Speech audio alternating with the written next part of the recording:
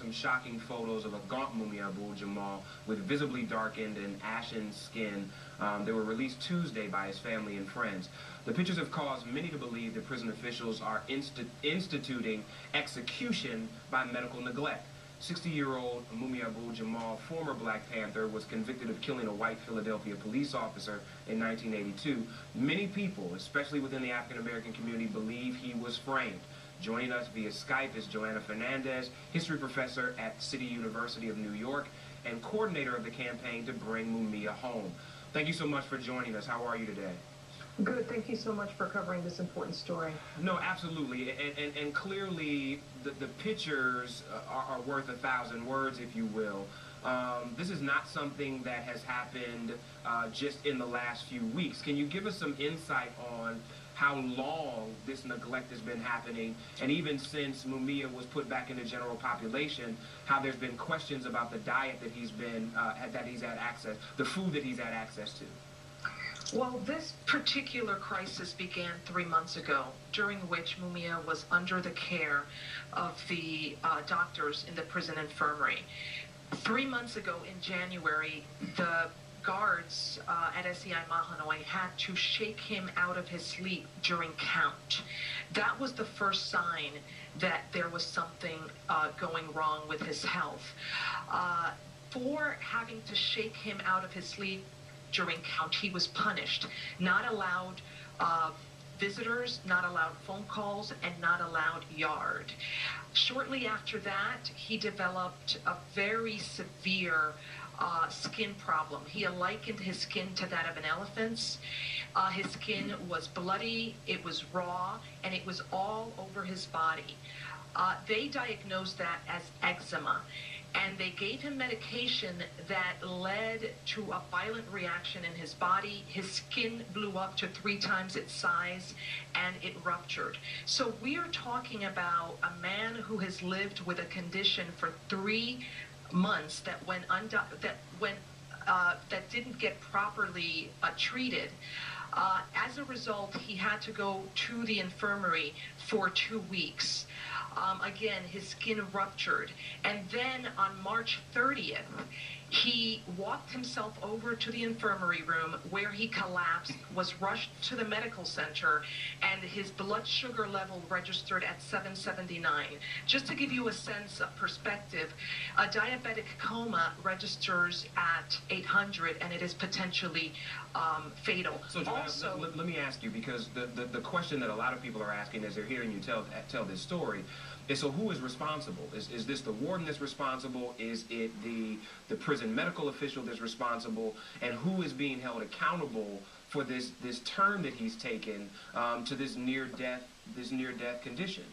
Well, that's precisely what we want to investigate. Who is responsible? The people responsible are the people and the medical staff in the prison infirmary that allowed his situation to deteriorate exponentially such that he was in a near-fatal situation.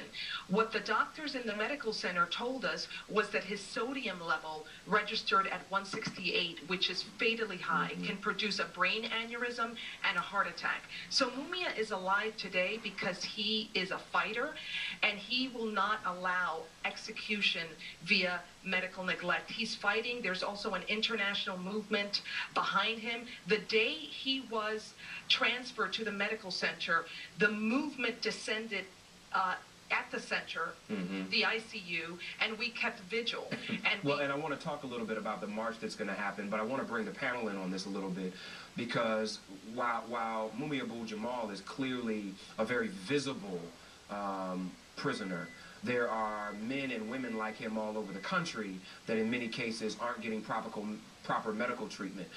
Is this a specific incident that is just about Mumia, or is this a broader, more systemic issue that men and women who are incarcerated are dealing with on a daily basis? Well, cruel and unusual punishment is a violation of an inmate's constitutional right. They have the right to receive, under the 8th Amendment, adequate medical care and treatment, and that includes things like this that happen where something unexpected or something that's more recent out of the decades that he's been incarcerated may happen. But this is not just an isolated case. We know that there are other things about his case where because of his kind of notoriety and attention, things have happened to him or they've done things to him that maybe they wouldn't to others. But I think you'll find here that countless time after time, attorneys are having to file as part of their appeals, as part of their request to the judge, that care be given, that outside specialists come in. This is a problem that we need to look at seriously, state to state and all over the country in our federal institutions. Johanna, there's going to be a march in D.C. on Freedom Plaza on Friday, April 10th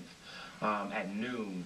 What's the purpose of this march, and what can people do who are watching that care? I think that there's a challenge here, because whether you believe that Mumia is guilty of what he's been in prison for or not is really not the issue in this case. The issue is, under his rights as a citizen of the United States, he should be given proper medical treatment. And can you really deal with that issue? Because I think I've heard over and over again people talk about, well, I don't believe that he's innocent, I think he's guilty, and thus these kind of things should be happening to him when we know that's not the case. Well, Mumia is innocent, and he was framed by the Philadelphia Police Department, and there's plenty of evidence to demonstrate as much. I think the question you asked previously is critical. There are 80,000 prisoners behind the wall who have diabetes, and according to the Bureau of Justice, 40% of all prisoners in the United States are suffering chronic illness because of lack of medical care, but also the horrific diet that they get that are high in carbs, salty, and sugary. And so it really puts us in a position where we've got to make sure that this is an issue that we're all concerned with. You all, if you want to be a part of this, please call the Pennsylvania Department of Corrections at 717-728-4109. Again, the March for Mumia Jamal is going to take place here in Washington, D.C. on Friday noon from Freedom Plaza to the Department of Justice.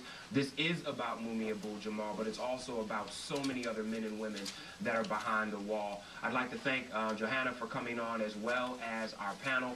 Coming up, you all, on News One Now, Dr. Rob.